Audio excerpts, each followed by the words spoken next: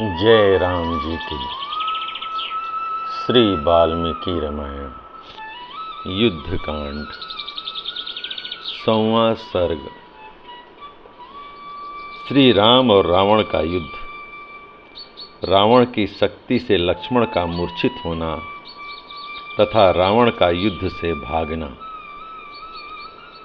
अपने उस अस्त्र के नष्ट हो जाने पर महातेजस्वी राक्षस राज रावण ने दूना क्रोध प्रकट किया।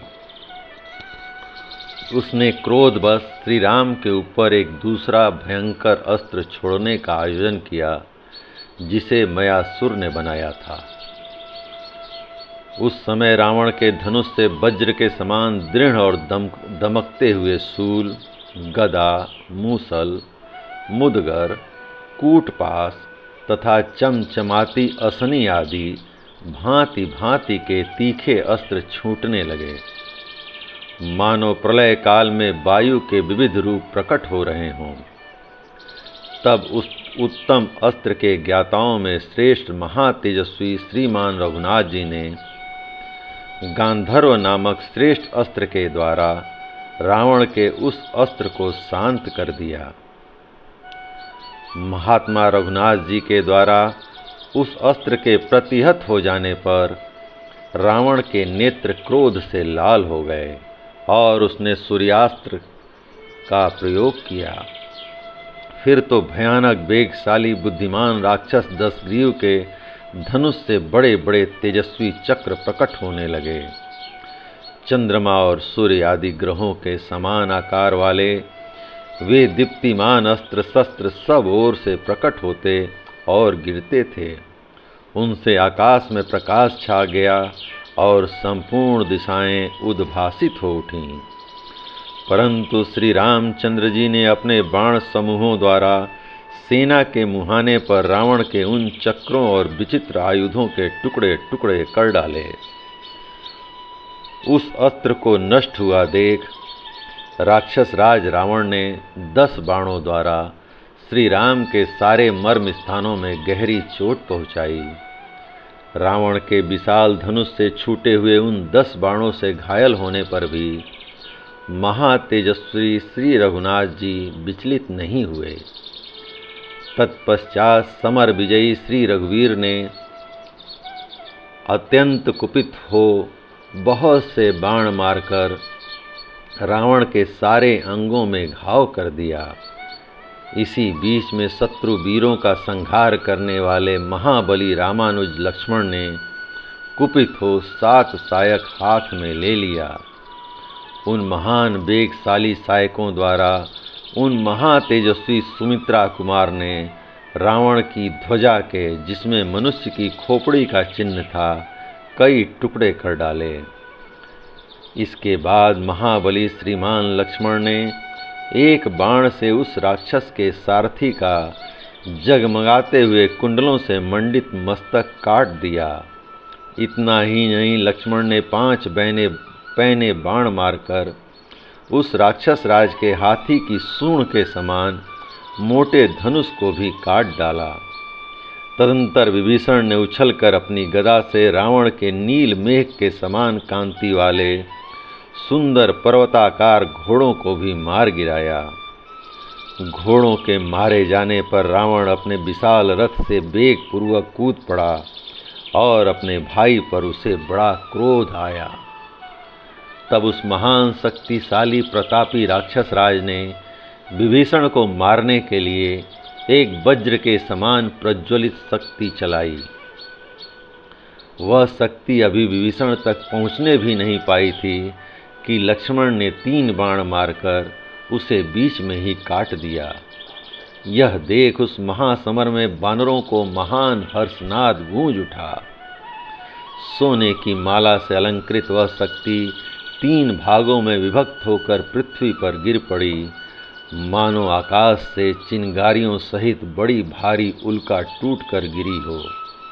तदंतर रावण ने विभीषण को मारने के लिए एक ऐसी विशाल शक्ति हाथ में ली, जो अपनी अमोघता के लिए विशेष विख्यात थी। काल भी उसके वेग को नहीं सह सकता था, वह शक्ति अपने तेज से उद्दीप्त हो रही थी। दुरात्मा बलवान रावण के द्वारा हाथ में ली हुई वह वेगशालिनी, महातेजस्विनी और वज्र के समान दीप्तिमती शक्ति अपने दिव्य तेज से प्रज्वलित हो उठी। इसी बीच में विभीषण को प्रायः संशय की अवस्था में पड़ा देख वीर लक्ष्मण ने तुरंत उनकी रक्षा की। उन्हें पीछे करके वे स्वयं शक्ति के सामने खड़े हो गए। विभीषण को बचाने के लिए वीर लक्ष्मण अपने धनुष को खींचकर हाथ में शक्ति लिए खड़े हुए रावण पर बाणों की वर्षा करने लगे।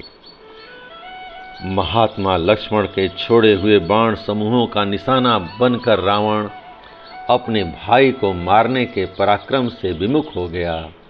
अब उसके मन में प्रहार करने की इच्छा नहीं रह गई। लक्ष्मण ने मेरे भाई को बचा लिया, यह देख रावण उनकी ओर मुंह करके खड़ा हो गया और बोला, अपने बल पर घमंड रखने वाले लक्ष्मण, तुमने ऐसा प्रयास करके विभीषण को बचा लिया है, इसलिए अब उस राक्षस को छोड़कर मैं तुम्हारे ऊपर ही इस शक्ति का प्रहार करता हूँ। यह शक्ति स्वभाव से ही शत्रुओं के खून से नहाने वाली है। यह मेरे हाथ से छूटते ही तुम्हारे हृदय को विदीर्ण करके प्राणों को अपने साथ ले जाएगी। ऐसा कहकर अत्यंत कुपित हुए रावण ने मयासुर की माया से निर्मित 8 घंटों से विभूषित तथा महाभयंकर शब्द करने वाली उस अमोघ एवं शत्रुघातनी शक्ति को, जो अपने तेज से प्रज्वलित हो रही थी, लक्ष्मण को लक्ष्य करके चला दिया और बड़े जोर से गर्जना की।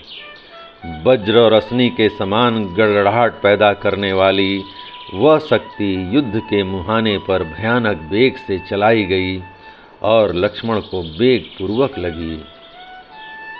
लक्ष्मण की ओर आती हुई उस शक्ति को लक्ष्य करके भगवान श्री राम ने कहा, लक्ष्मण कल्याण हो, तेरा प्राण नाशक विषयक उद्योग नष्ट हो, अतएव तू व्यर्थ हो जा। वह शक्ति विषधर सर्प के समान भयंकर थी। रणभूमि में कुपित हुए रावण ने जब उसे छोड़ा, तब वह तुरंत ही निर्भय वीर लक्ष्मण की छाती में डूब गई। नागराज वासुकी की जिह्वा के समान देदीप्यमान वह महातेजस्विनी और महावेगवती शक्ति जब लक्ष्मण के विशाल वक्ष स्थल पर गिरी, तब रावण के वेग से बहुत गहराई तक धंस गई।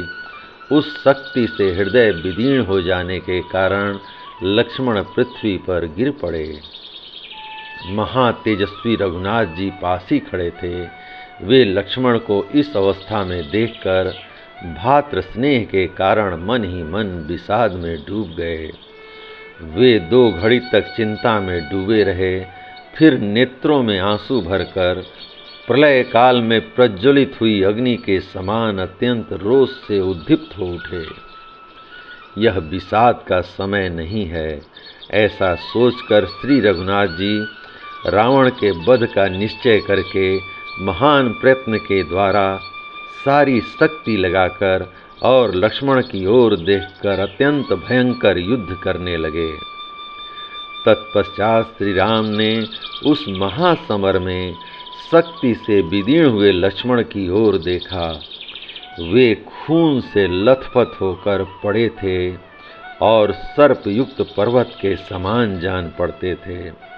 अत्यंत बलवान रावण की चलाई हुई उस शक्ति को लक्ष्मण की छाती से निकालने के लिए बहुत प्रयत्न करने पर भी वे श्रेष्ठ बानरगण सफल न हो सके, क्योंकि वे बानर भी राक्षस शिरोमणि रावण के बाण समूहों से बहुत पीड़ित थे। वह शक्ति सुमित्रा कुमार के शरीर को विदीर्ण करके धरती तक पहुंच गई थी। तब महाबली रघुनाथ जी ने उस भयंकर शक्ति को अपने दोनों हाथ से पकड़कर लक्ष्मण के शरीर से निकाला और सम्रांगण में कुपित हो उसे तोड़ डाला। श्री रामचंद्र जी जब लक्ष्मण के शरीर से शक्ति निकाल रहे थे, उस समय महाबली रावण उनके संपूर्ण अंगों पर मर्म भेदी बाणों की वर्षा करता रहा, परंतु उन बाणों की परवाह न करके लक्ष्मण को हृदय से लगाकर भगवान श्री राम हनुमान और महाकपि सुग्रीव से बोले, कपिवरों, तुम लोग लक्ष्मण को इसी तरह सब ओर से घेर कर खड़े रहो। अब मेरे लिए उस पराक्रम का अवसर आया है जो मुझे चीरकाल से अभिष्ट था।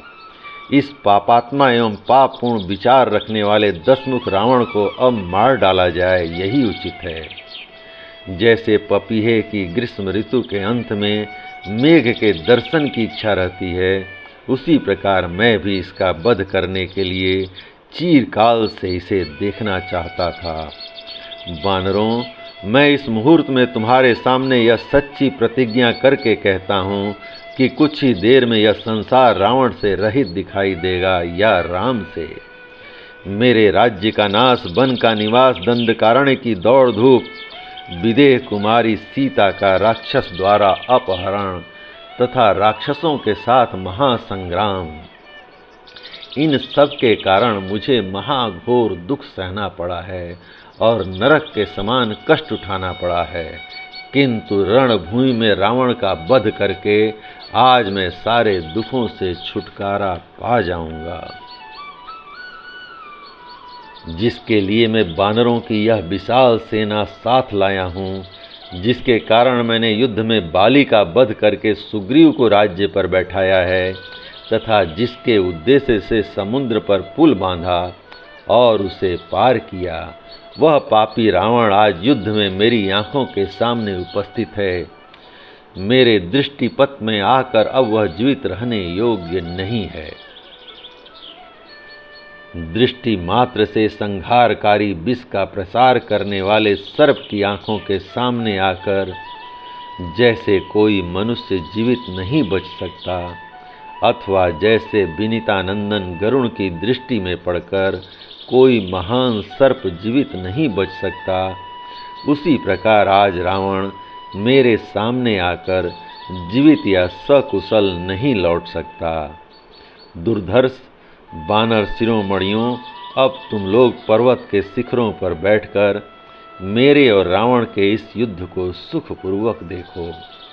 आज संग्राम में देवता, गंधर्व, सिद्ध, ऋषि और चारणों सहित तीनों लोकों के प्राणी राम का रामत्व देखें।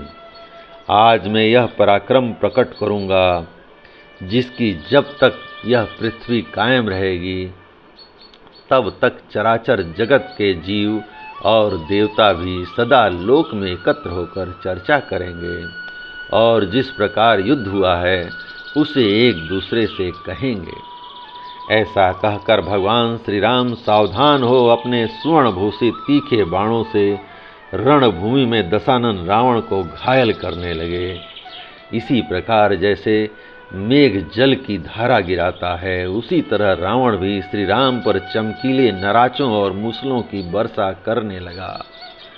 एक दूसरे पर चोट करते हुए राम और रावण के छोड़े हुए श्रेष्ठ बाणों के परस्पर टकराने से बड़ा भयंकर शब्द प्रकट होता था।